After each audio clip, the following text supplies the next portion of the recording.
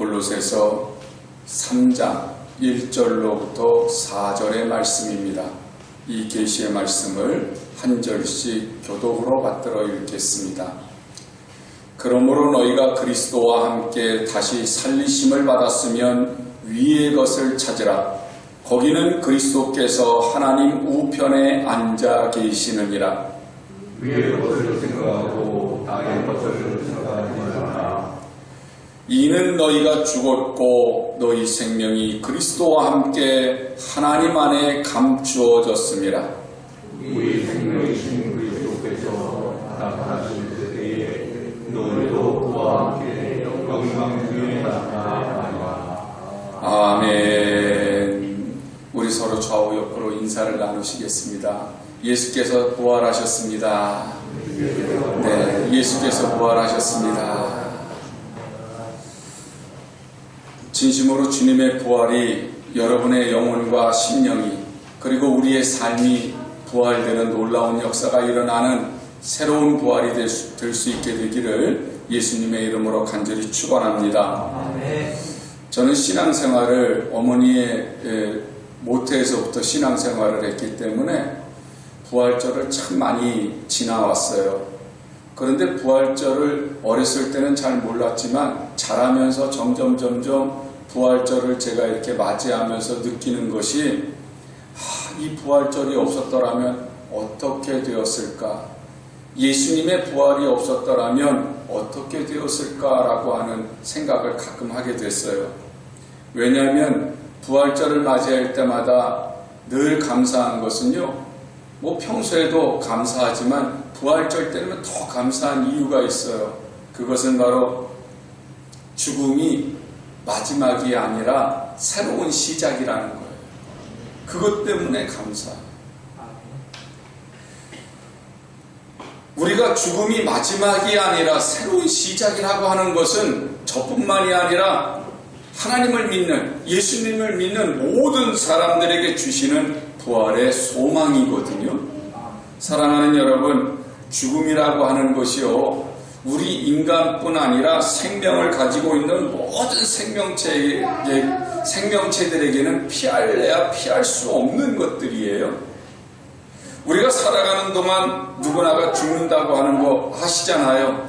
다 알면서도 사실상 그 죽음이 나한테 닥쳐올까봐 두려워하잖아요.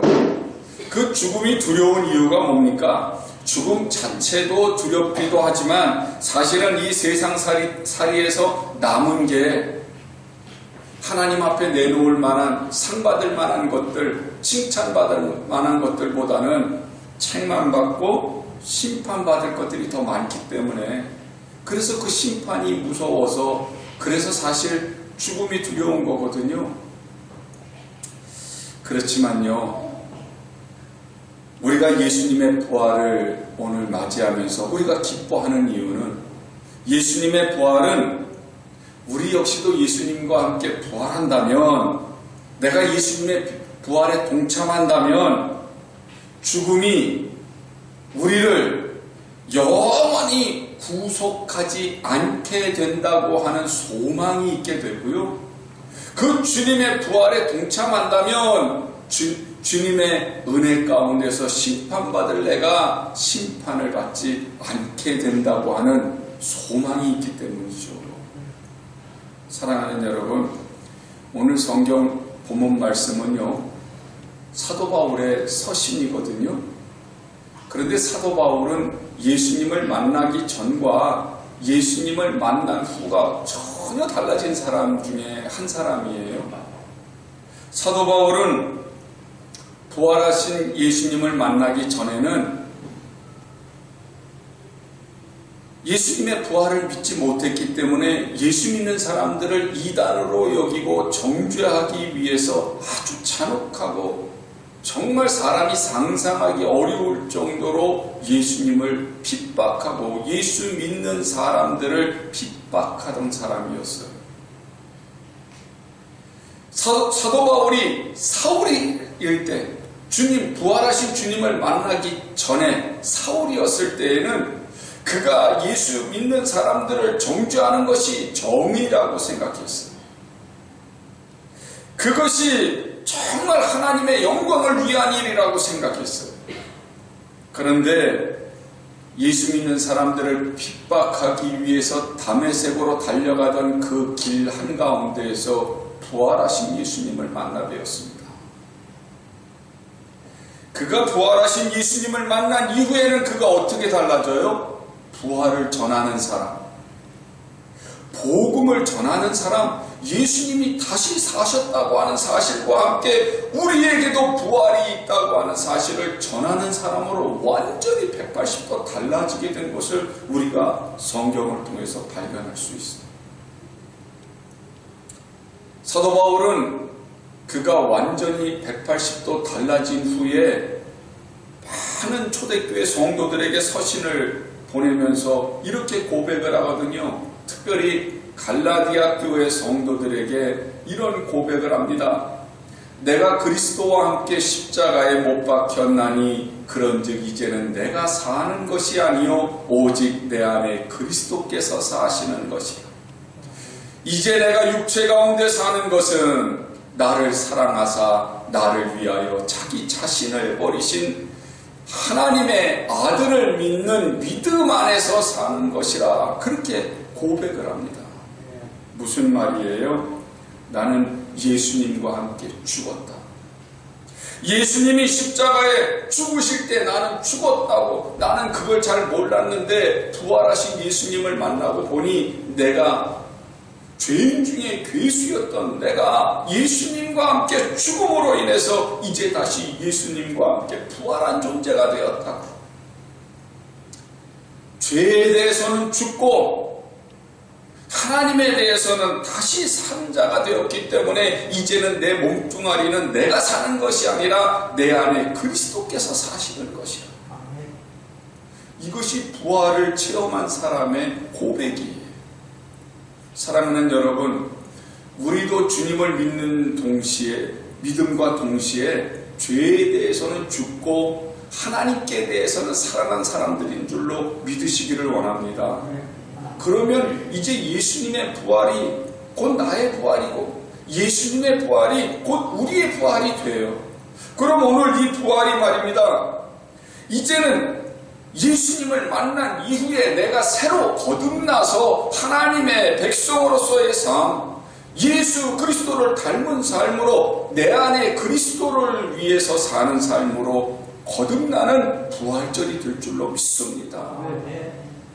내가 거듭나기 이전에는, 내가 죄와 사망 가운데 있었을 때에는 육신의 정욕이나 성공이나 세상 것들을 위해서 살았었잖아요. 이제는 육신의 정욕이나 성공이나 세상의 것들을 위해서 사는 게 아니라 이제 나의 삶의 목적은 내 안에 계신 그리스도께서 나에게 명령하시는 대로, 나에게 역사하시는 대로 하나님을 기쁘시게 하는 삶을 위해서 사는 존재가 되었다는 말이죠.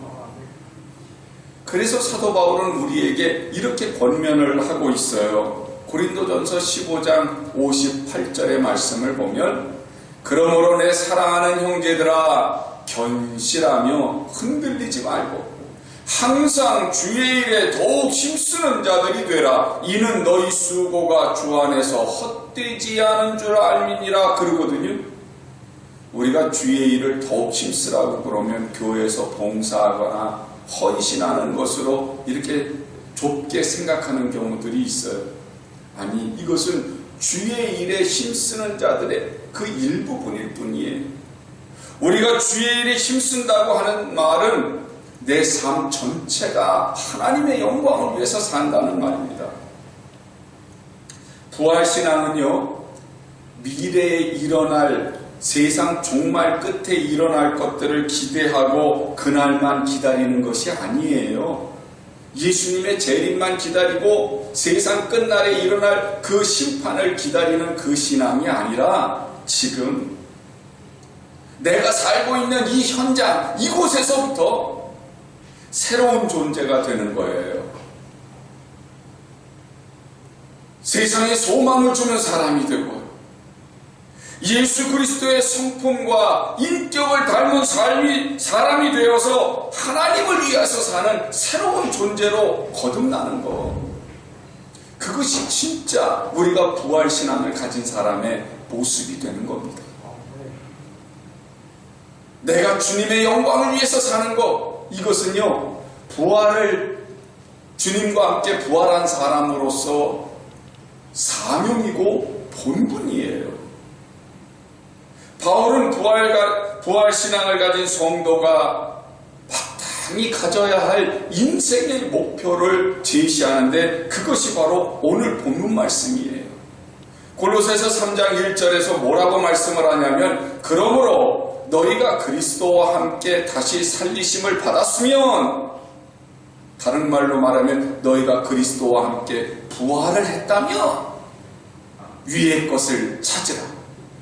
거기는 그리스도께서 하나님의 우편에 앉아 계시느니라, 그렇게 말씀을 하거든요. 예수님의 부활은요, 우리가 이제는 하나님의 심판과 죄에서 벗어났다고 하는 사실을 우리에게 알려주고 계시는 거예요. 조건이 하나 있죠. 내가 하나님의 심판과 하나님의 사망에서 벗어날 수 있는 조건이 하나가 있는데, 그게 뭐냐면 그리스도와 다시 살리심을 받아야 한다는 거예요. 그리스도와 다시 살리심을 받았다는 말은 전제가 뭐예요? 죽었다는 거죠.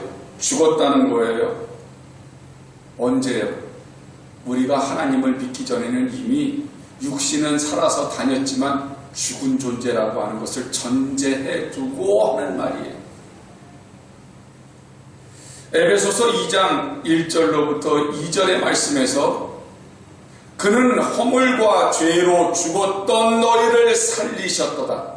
그때 너희는 그 가운데서 행하여 이 세상 풍조를 따르고 공중의 권세 잡은 자를 따랐으니 곧 지금 불순종의 아들들 가운데에서 역사하는 영이라, 그렇게 말씀을 하거든요. 그러니까 예전에 우리는 하나님을 향해서는 죽었던 사람들이에요. 죄에 대해서 살아있었던 사람들이에요. 그래서 하나님의 진노와 하나님의 심판을 면치 못하는 존재들이었습니다. 사망을 피할 수 없는 존재들이었어요.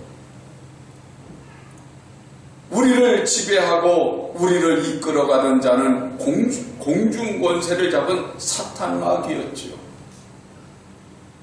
그런데 이제 주님이 오셔서 우리를 대속하셨어요. 우리의 죄를 위해서 죽으셨어요. 삶의 의미나 방향이 우리들이 예전에는 세상 것을 따라가고 세상의 쾌락을 쫓았고 세상의 죄를 추구했던 사람들이었는데, 우리가 주님에게 붙어 있음으로 인해서, 주님이 나를 살리심으로 인해서 우리는 다시 영적으로 거듭난 존재가 되었다는 말이죠. 이것이 우리들이 부활을 이미 겪은 거예요. 죄로 죽은 내 영혼이 언제 부활했을까요? 여러분의 영혼이 부활한 것을 믿습니까? 그리고 언제 부활하셨는지 여러분은 알고 계시나요? 그것은 바로 성경에서 뭐라고 말씀하냐면 세례 받았을 때 그랬다는 겁니다. 사도 바울이 로마서에서 우리가 세례 받았을 때 우리가 죄에 대해서 죽고 하나님께 대해 다시 살아났다고 그렇게 가르쳐줘요. 로마서 6장 4절과 5절의 말씀을 보면, 그러므로 우리가 그의 죽으심과 합하여 세례 받음으로 그와 함께 장사되었나니 이는 아버지의 영광으로 말미암아 그리스도를 죽은 자 가운데서 살리심과 같이 우리로 또한 새 생명 가운데서 행하게 하려 함이라. 만일 우리가 그의 죽으심과 같은 모양으로 연합한 자가 되었으면 또한 그의 부활과 같은 모양으로도 연합한 자도 되리라. 그렇게 말씀하세요. 믿으십니까? 주님과 함께 죽었으면 주님과 함께 부활했다는 거예요. 왜냐하면 이 세례는 물 속에 잠가지는 거잖아요. 물 속에 들어갈 때 이미 내가 이제는 옛사람이 죽는 거예요. 그리고 물 속에서 나옴으로 말미암아 이제는 예수님과 함께 다시 사는 거예요. 그러니까 이 세례를요, 형식으로 생각하시면 안 돼요. 그냥 이 세례를 교회에서 행하는 어떤 예식으로 그렇게 치부해버리면 안 됩니다. 이 세례는요, 내 마음으로 받으셔야 돼요. 심령으로 받으셔야 돼요.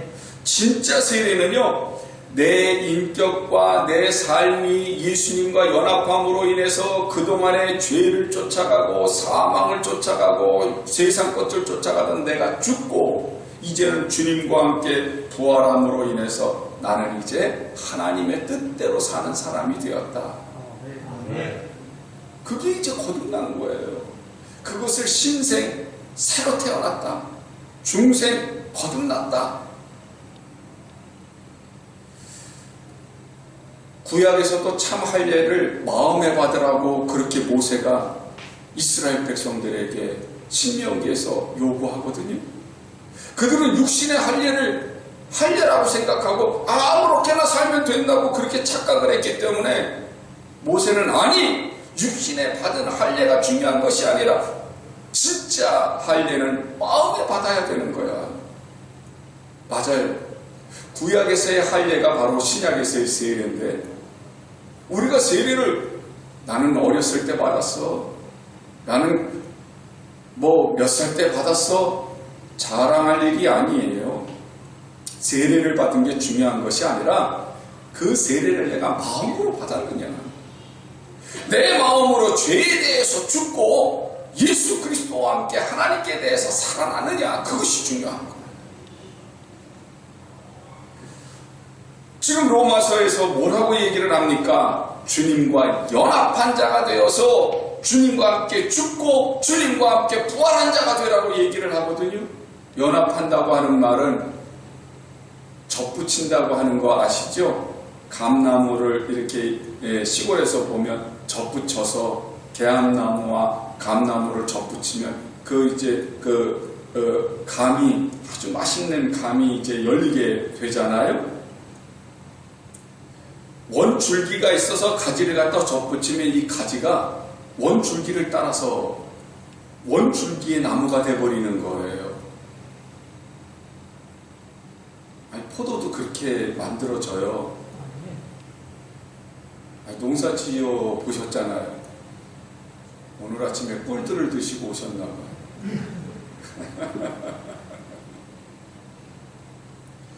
우리는 쓸모없는 존재들이에요. 성경에서는 우리는 완전히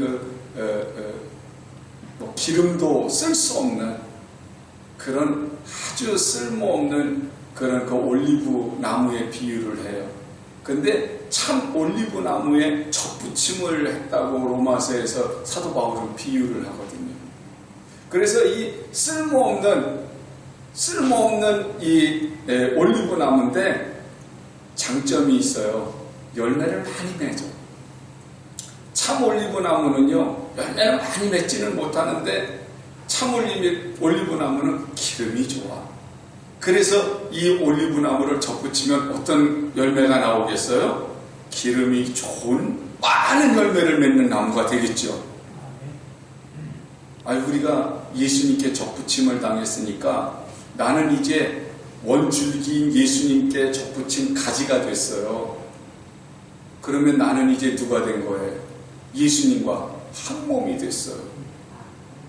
그러면 원줄기인 예수님이 주인공이세요? 가지가 주인공이에요? 원줄기가 주인공이죠? 가지가 해야 되는 그것은 역할은 뭐예요? 열매를 많이 맺는 거예요. 그래서 요한복음 15장에서도 너희는 가지요, 예수님은 포도나무라고 그렇게 예수님이 비유하시잖아요. 그러니까 오늘 우리들이요, 내가 예수님과 지금 한 몸이 되는 것, 그게 바로 세례받은 것이고요. 세례받음으로 말미암아 예수님의 부활은 곧 누구의 부활? 우리들의 부활이에요. 나의 부활이 되어야 돼요. 그럼 내가 살아가는 모든 것들이 다 이제는 누구를 위해서? 주님을 위해서. 누구와 함께? 주님과 함께. 할렐루야. 아멘. 그러면 풍성한 열매를 맺게 됩니다. 그러면 내 인생이 정말 새로운 인생이 되는 거예요. 그래서 천국은요, 죽어서만 가는 나라가 아니라 지금 내가 살아있는 지금, 내가 주님과 동행하면서 내가 이 주님을 위해서 사는 이 지금, 매 순간마다, 숨 쉬는 순간마다 내 인생의 발걸음마다 천국을 누리시고 감사하고 기뻐하고, 영생은 죽어서 시작되는 것이 아니라 지금 내가 주님과 연합한 지금부터 시작이 되는 거거든요. 사랑하는 여러분, 예수님의 십자가와 예수님의 부활하심을 믿습니까? 그래야 내 심령이 부활해. 이것을 믿지 않으면 우리들의 믿음은 아무것도 아니라고 사도 바울은 얘기를 하는 거예요. 예수님의 부활이 없으면 우리의 믿는 것은 아무것도 아니라 헛수고하는 거라는 겁니다. 예수님과 연합해서 예수님의 부활이 곧 나의 부활이 되고 예수님의 부활이 곧 우리의 부활이 되어야 이 믿음이 진짜 믿음이 되는 것이지요. 부활한 영혼 가운데에서 샘물이 막 솟는 것처럼 영생의 기쁨이 막 솟을 때 내 영혼이 활기차고 내 삶이 행복해지는 거거든요. 예수님의 부활은 우리에게 새로운 선물을 주셨어요. 그것이 오늘 본문 말씀 2절과 3절의 말씀이에요. 위의 것을 생각하고 땅의 것을 생각하지 말라. 이는 너희가 죽었고 너희 생명이 그리스도와 함께 하나님 안에 감추어졌음이니라 그러거든요. 무엇을 우리에게 선물을 해주셨어요? 부활하신 예수님은 우리로 하여금 예수님과 함께 영생의 삶을 살아가는 것, 하나님의 자녀가 되는 것, 그 선물을 우리에게 주셨어요. 그전에는 어떤 존재였어요? 우리가 마귀의 자녀로서 심판받을 존재였어요. 그러나 주님의 부활과 함께 우리가 하나님의 자녀가 되는 선물을 받았고요, 영생이라고 하는 선물을 받았어요. 기쁘세요? 슬프세요? 아직도 죽겠어요? 살겠어요?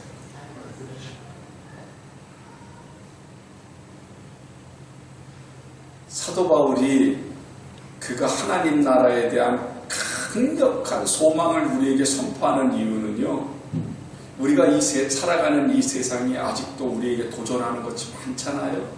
세상살이가 내가 부활의 즐거움, 부활의 감사, 부활의 기쁨을 가지고 있다고 해서 행복해져야 된다는 건 알지만 실제로 살아가는 삶은 그렇게 행복하지는 않아요. 너무너무 힘든 것들이 많죠. 그렇기 때문에 사도 바울은 아니, 지금 내가 살아가는 그것이 하나님 나라를 누려야 되는 것은 알지만 그 하나님 나라를 누리는 것이 너무나도 힘들고 어려울 때 우리는 무엇을 생각하라? 위의 것을 생각하라. 하나님 나라, 내가 돌아가야 할 그 본향, 하나님이 우리를 자녀로 삼아주셨다고 하는 그 귀하고 복된 그 소망, 그 선물을 생각하라는 거예요. 사도 바울 자체도요, 그는 세상의 지혜를 자랑했었거든요. 세상의 지식을 자랑했었거든요. 그런데 그가 하늘의 소망을 갖고 난 이후부터 그는 세상의 지혜나 세상의 자랑스러움을 다 버렸습니다. 그리고 그가 자랑하는 것은 오직 하나, 예수님의 십자가. 그리고 그가 하나님께서 주신 하나님의 나라에 대한 그 소망, 그것을 쥐고 그는 평생을 살아가는 모습을 우리들이 성경을 통해서 볼 수 있잖아요. 부활의 신비, 부활의 영광, 부활의 은혜, 부활의 축복을 생각한다면 사실상 이 땅의 것들 중에서 뭐가 그렇게 중요하고 뭐가 그렇게 부럽고 뭐가 그렇게 소중하겠어요? 그러니까 사도 바울은 위의 것을 생각하고 땅의 것을 생각하지 말라고 그렇게 요청을 하는 겁니다. 땅의 것을 생각하지 말라고 하는 것은 땅의 것들을 완전히 연결고리를 끊어버리라는 거 아니에요. 세상 것과 연결고리를 끊어버리는 것은 우리가 육신의 장막을 걷는 것밖에는 없지요. 그러니까 세상 것에서 우리를 끊어버리라고 하는 것은 이 세상 사는 거 포기하라는 그런 얘기가 아니라 오히려 내가 살아가고 있는 이 현실을 더 깊이 더 인식하라는 거예요. 이해하라는 거예요. 내 삶에 어떤 고난이 오면 그 고난이 왜 왔는지를 더 인식하고 이해하고 그것 때문에 내가 좌절하고 낙심할 것이 아니라 오히려 이것 때문에 내 믿음이 커지고 이것 때문에 하나님 나라가 나한테 더 가까이 오고 있다고 하는 사실을 제대로 알고 있으라는 겁니다.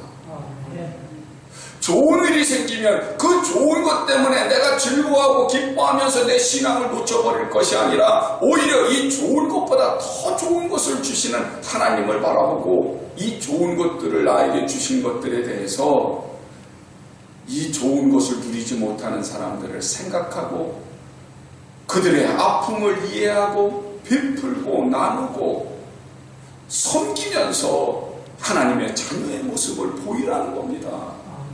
이게 성도의 모습이에요.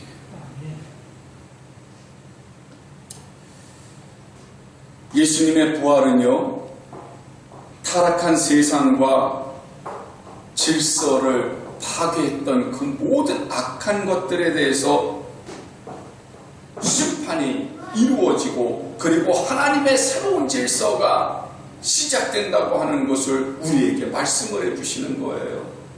그동안에는 죄가 세상을 다스렸습니다. 그동안에는 사탄이 세상을 다스렸습니다.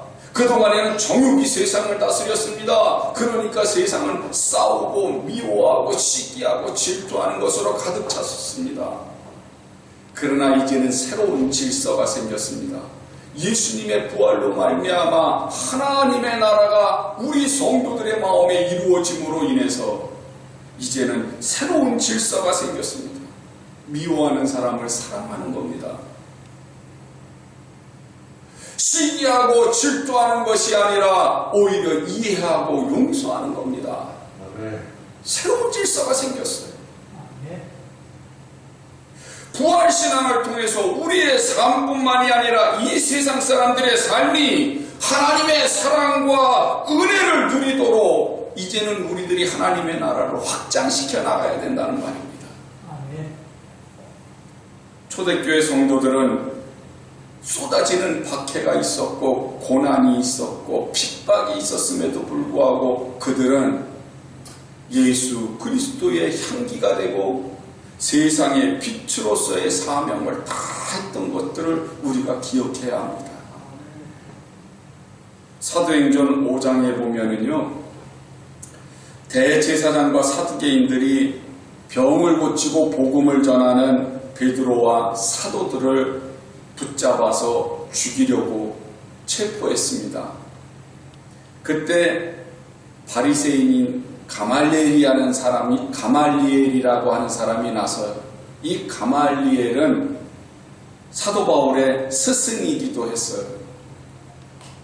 이 가말리엘이 베드로와 사도들을 죽이려고 하는 사람들에게 이렇게 얘기를 합니다. 예수님이 오기 전에 드다라고 하는 사람이 있었는데 그 드다라고 하는 사람이 자기가 메시아라고 하면서 많은 사람들을 이제 이렇게 이끌었다는 거예요. 그런데 그 드다가 죽은 다음에 그냥 사람들이 다 흩어져 버리고 흐지부지 되는 그런 일들이 있었다는 거죠. 그런데 그 이후에 갈릴리에서 유다라고 하는 사람이 또 일어나서 다른 사람들은 막 충동질해서 많은 사람들이 그 갈릴리의 유다라고 하는 사람을 쫓았어요. 그런데 갈릴리의 유다라고 하는 사람이 죽으니까 또다시 사람들이 흩어졌어요. 그 일을 이 가말리엘이 얘기를 하면서 뭐라고 얘기를 하냐면 지금 마찬가지다. 베드로와 제자들에 대해서도 상관하지 마라. 만약에 그 나사렛 예수라고 하는 사람이 진짜라고 한다면 하나님으로부터 왔다면 아무리 우리의 힘으로 무너뜨리려고 해도 무너뜨릴 수 없을 거다. 그러나 그들의 생각하는 것, 그들의 행동하는 것들이 다 인간에게서 났으면 똑같이 없어지게 될 거다. 그러면서 베드로와 사도들이 죽임을 당하는 것을 면하게 하는 일이 사도행전 5장에 나와요.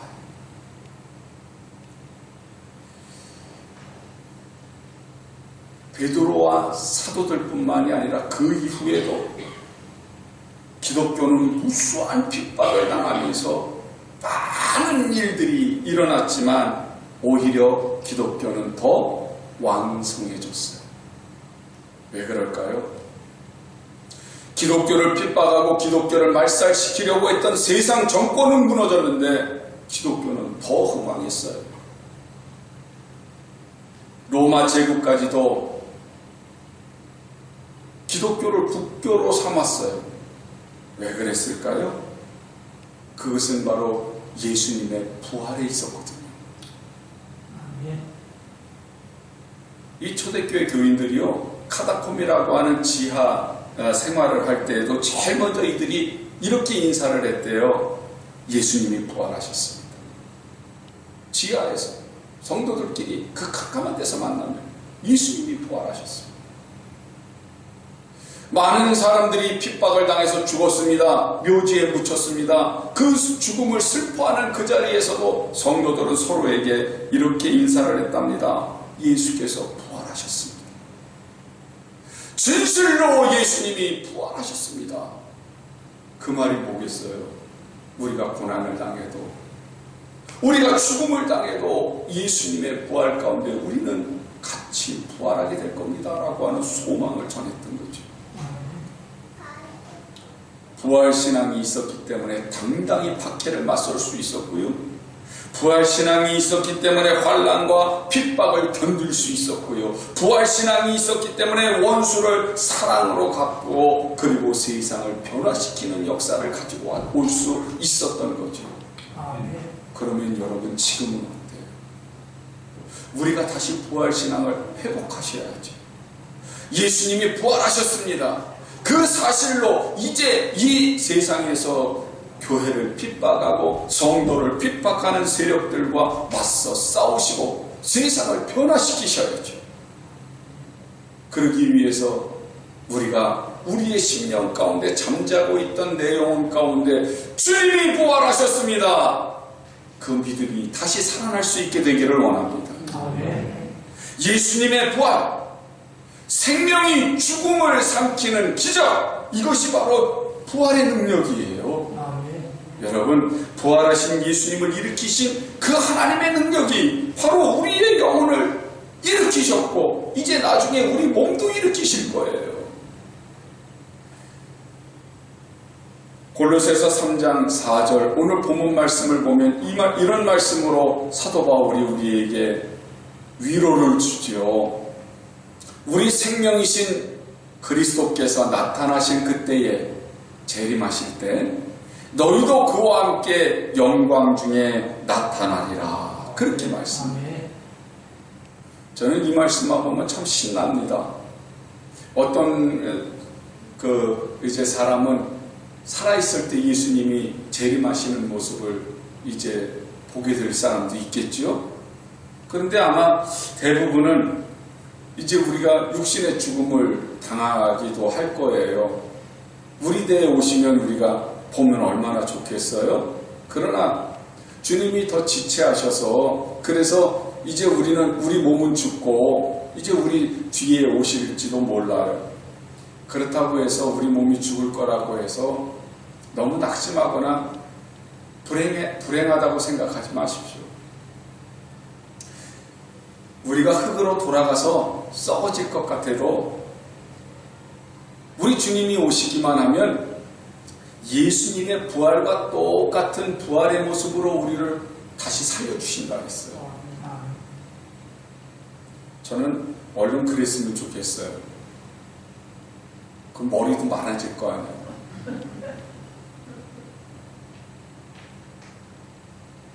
아프지도 않고, 그죠? 빌립보서 3장 20절로부터 21절에 보면 그러나 우리의 시민권은 하늘에 있는지라 거기로부터 구원하는 자 곧 주 예수 그리스도를 기다리노니 그는 만물을 자기에게 복종하게 하실 수 있는 자의 역사로 우리의 낮은 몸을 자기 영광의 몸의 형체와 같이 변하게 하시리라. 할렐루야. 할렐루야. 왜 예수님께서 우리 몸을 변하게 해주실까요? 죽은 사람이 다시 부활했을 때에도 예수님의 부활의 몸처럼 부활의 몸을 갖게 해주시고, 살아있는 사람도 예수님의 부활의 몸으로 바꿔주셔요. 왜 그럴까요?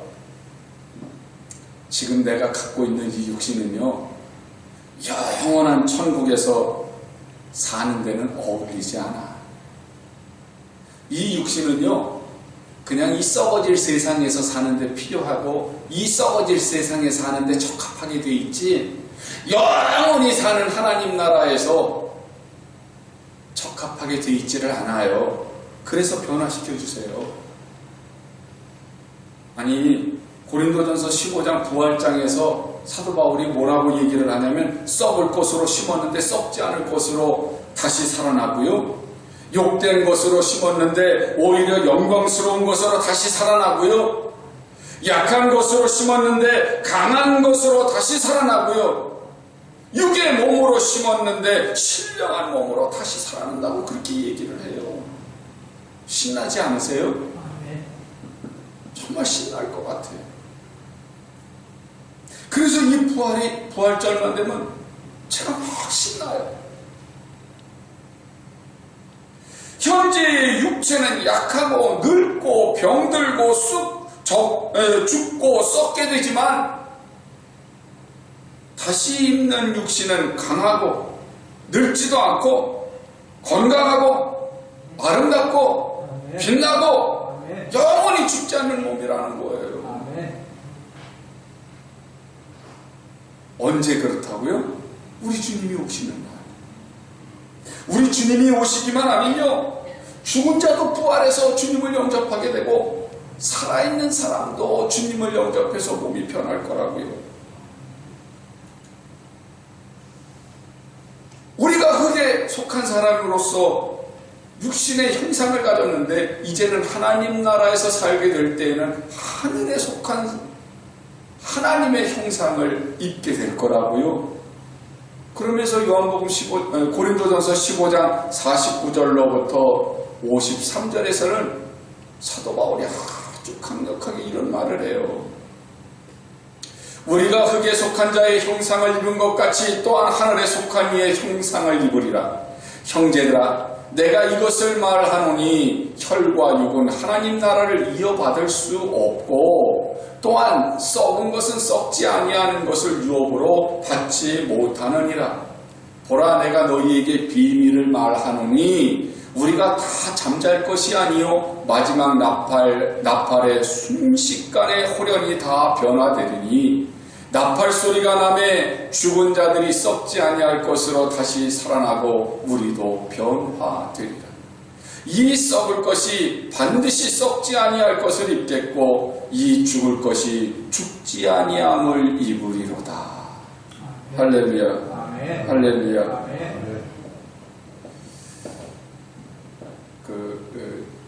트위터에 우리 김용봉 교수님이 제 선생님이신데 사진을 하나 올리셨더라고요. 그게 뭐냐면 공중에 하늘에다 대고 그 사다리를 이렇게 세우는 사람이 나오는 사진이에요. 공중에는 아무것도 없잖아요. 근데 사다리를 이렇게 세워요. 그러면서 그 선생님이 뭐라고 글을 올리셨냐면,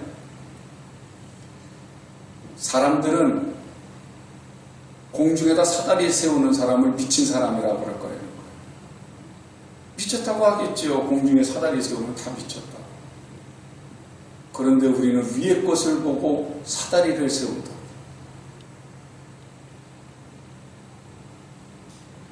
여러분 어떠세요? 부활을 바라보고 부활의 소망을 바라보고 우리는 믿음의 사다리를 세워요. 우리가 과연 미쳤을까요?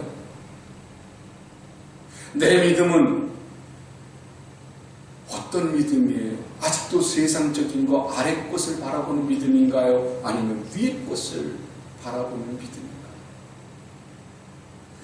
부활하신 예수님을 만나서 우리의 몸의 부활과 영생의 비밀을 알게 된 사도 바울은 강력하게 죽음을 향해서 외칩니다.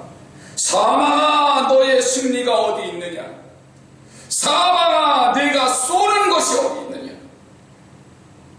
그는 평생 하나님의 영광을 위해서 살다가 순교를 당하는 순간까지 부활을 바라보고 하나님 나라를 선포하면서 우리를 위로하고 우리에게 하나님 나라를 바라볼 것을 권면하고 있어요. 맞아요. 우리도 사도 바울처럼 부활신앙 가운데서 영생의 기쁨을 누리시면서 하나님의 자녀의 모습으로 다시금 살아가실 수 있도록 이 아침에 우리의 심령이 다시 부활하실 수 있게 되기를 주님의 이름으로 간절히 축원합니다. 그래야 어떠한 고난이 오더라도 어떠한 시험이나 유혹이 있다 할지라도 우리가 예수님만 찾고 예수님만 생각하고 예수님만 바라봄으로 세상에 굴복하지 않습니다. 이길 수 있습니다. 힘들고 어려운 세상살이 가운데에서도 하늘의 소망을 갖고 우리의 생명이신 예수님이 재림하시는 그날 영광스러운 몸을 갖게 될 것이라고 믿으시면서 정말 나의 몸의 부활과 변화의 놀라운 축복을 누리는 하나님의 자녀된 삶을 한 번도 빠짐없이 다 누리실 수 있게 되기를 예수님의 이름으로 간절히 축원합니다.